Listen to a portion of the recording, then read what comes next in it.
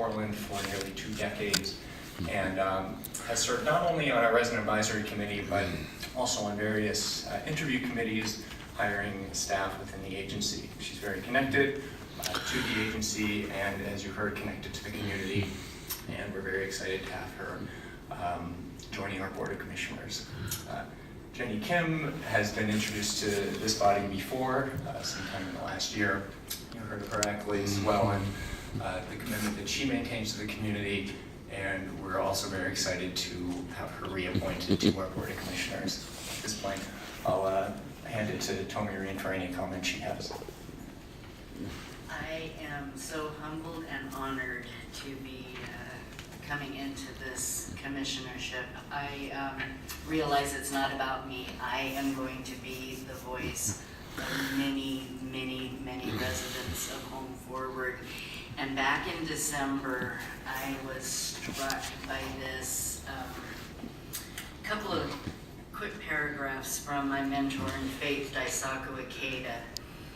A society that has sacrificed so much material wealth that it has forgotten the human heart and the better human aspirations degenerates into something compassionless, doctrinaire, ignorant, and ultra-conservative. When this happens, fundamental solutions to calamities become impossible. If we protect the truth and are resolute, we are capable of creating peace and prosperity, and the truth we must protect ought to be high and great. Our great truth, the truth that we must protect to the utmost, involves ethics and the best of human nature, but more basic than anything else is our duty to guard the truth of life, the truth that we and the universe are one, and that a single ordinary human thought contains the entirety of universal life. I am so happy to be here this morning. Thank you. We're very appreciative of your service. Thank you. I don't know if I can follow that because I don't have a quote like that, but thank you again for allowing me this opportunity to be reappointed. And I know that a lot of people have come before me in this role to do the right thing by our citizens. And yeah, I'm very honored to be part of this wonderful organization. And I do have to give a lot of credit and kudos for the staff that we have at Home Forward. We have an amazing leadership team and fellow commissioners who have a lot of passion and genuine interest in the well-being of people. So thank you again for this opportunity. Thank you. Colleagues, any questions? I move the report. Second. This is a The resolution. Excuse me. Is there any public testimony on this item? Yes, we have one person signed up, Shedrick J. Wilkins. Very good, close the list. Two. Pull your heroes, thank you.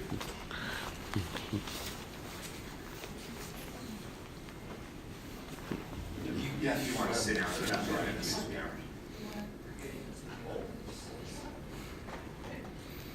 Go ahead, sir. Hi, I'm Cedric Wilkins, and I do believe, and I'll tie this conversation, the next issue is prostitution. I do believe that low-cost housing allows women to not have to sell themselves for rent money. Over the holidays, I love a movie called It's a Wonderful Life with Jimmy Stewart.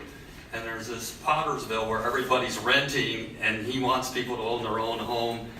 And in a parallel universe printed by the Angel or whatever, Violet Big, who's kind of flirty, is forced into prostitution.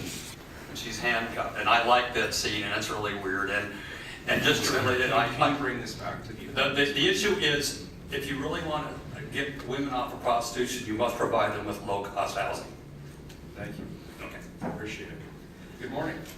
Good morning. My name is Lightning. I represent Lightning Super Justice Watchdog. Absolutely agree with the two people being reappointed and appointed.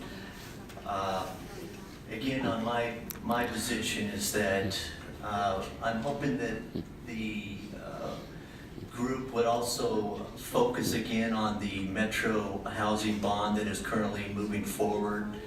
provide your input on how you would like to see the possibly 500 million up to possibly $1 billion be distributed, and through the housing community and also to the people. Again, I found it interesting, if I heard correct, molecular genetics. I'm a watchdog of Calico on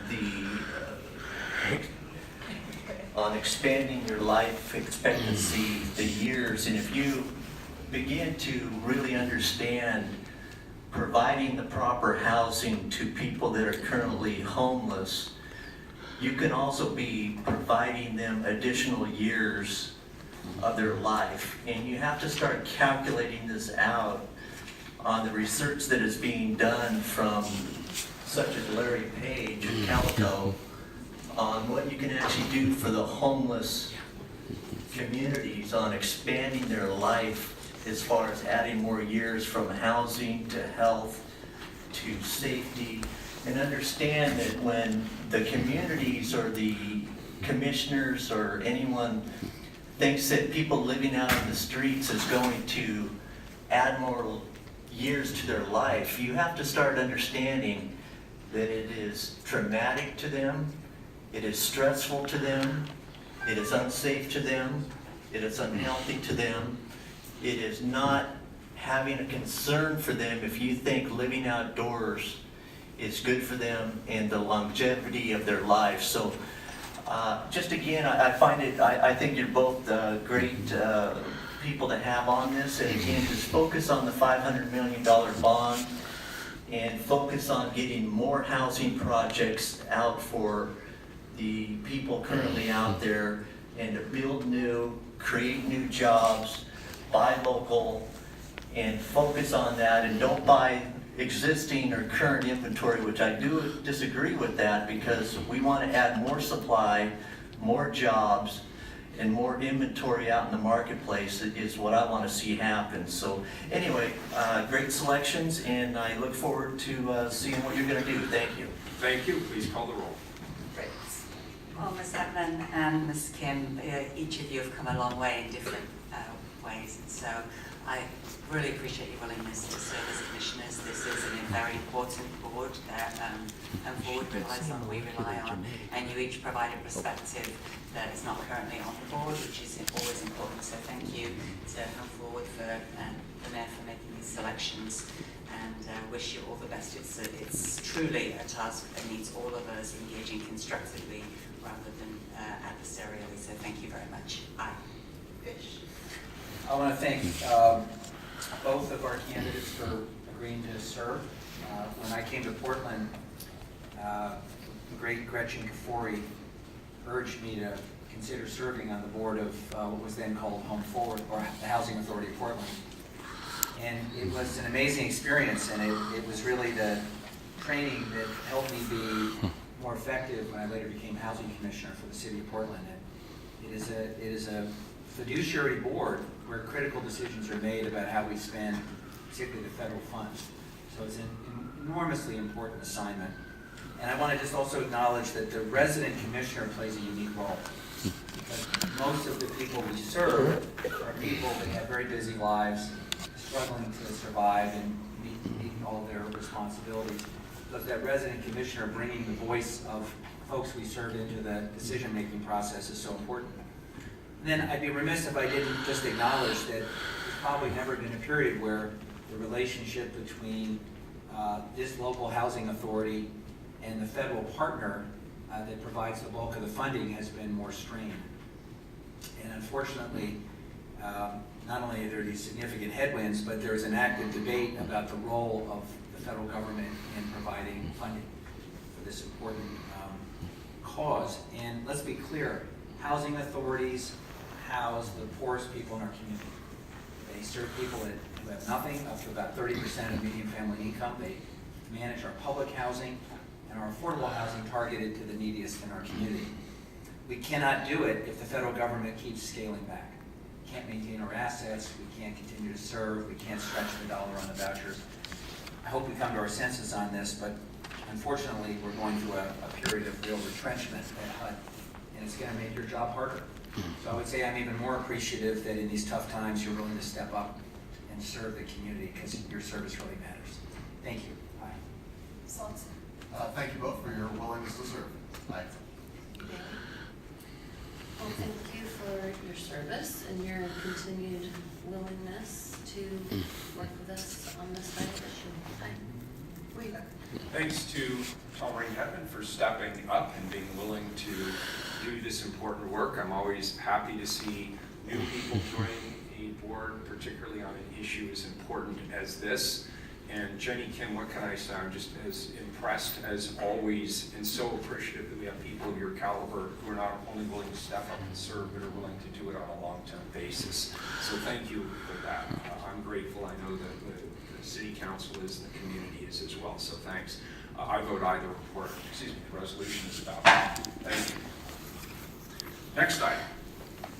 100. Amend an intergovernmental agreement with Multnomah County to extend the Sex Buyers Accountability and Diversion Program through December 31, 2018. Good afternoon, gentlemen. Are you going to kick us off today? I am just briefly. Thanks. Good morning, Mr. Mayor, Commissioners. My name is Brian Parman. I'm the commander of East Precinct. So I'm here today with many still finding their seats. Want to present an overview of our Sex Buyers Accountability and Diversion Program. At its core, the goal of the program is to use this moment of police contact as a chance to intervene, provide education, and change future behavior. This program is administered through an intergovernmental agreement with Multnomah County and LifeWorks Northwest, and so we'd like to provide an overview of the program, and we're seeking your approval to extend our existing IGA for an additional year. And I'm here today with Sergeant Mark Georgioff, who oversees the day-to-day operations of our sex trafficking unit, and Kristen Williams from LifeWorks Northwest. Thank you. Good morning, council members. As Commander Parman stated, my name is Mark Georgioff, and I am the sergeant with the Portland Police Bureau, currently assigned to the Sex Trafficking Unit.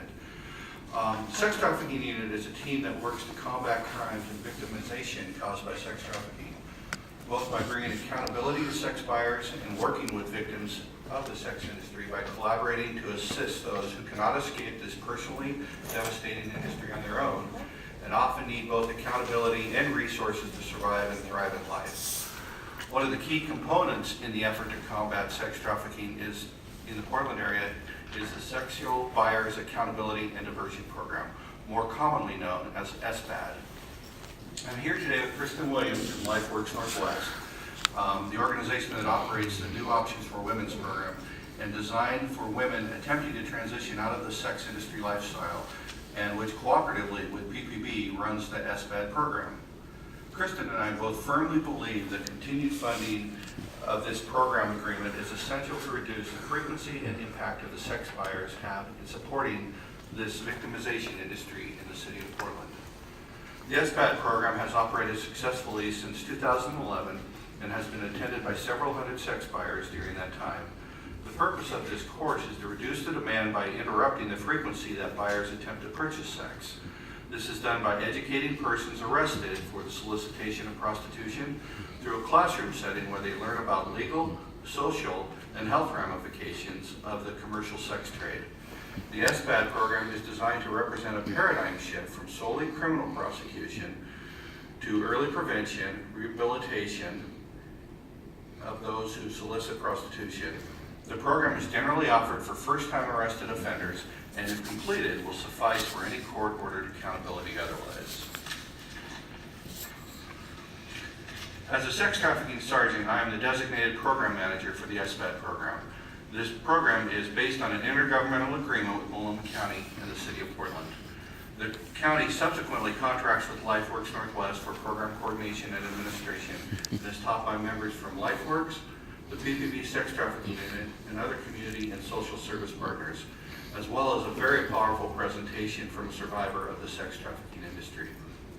All fees generated by the program are shared equal proportions between LifeWorks Northwest, PPB, and the Multnomah County District Attorney's Office. The impact of the program consistently has shown over the years that has been immense in the lives of many sex buyers who have participated in the program. This is reflected in comments made by participants in the follow-up conducted at the end of each course. While not all participants feel the punishment fits the crime, a large percentage feel the class changed their views dramatically about prostitution and commercial sex solicitation, and never realized the victimization it creates. Some of these reflections are as follows. This was a very informative class. It is a chance for people to actually learn from their mistakes. It is a great opportunity to think about behaviors and values. If I had access to class within my community, I do not believe that I would have made the choice that I made. This was a great experience. Another, I appreciate each speaker's tone and how they did not come across like I was garbage. The law enforcement aspect was very informative and interesting. The SART piece made me sick to my stomach and was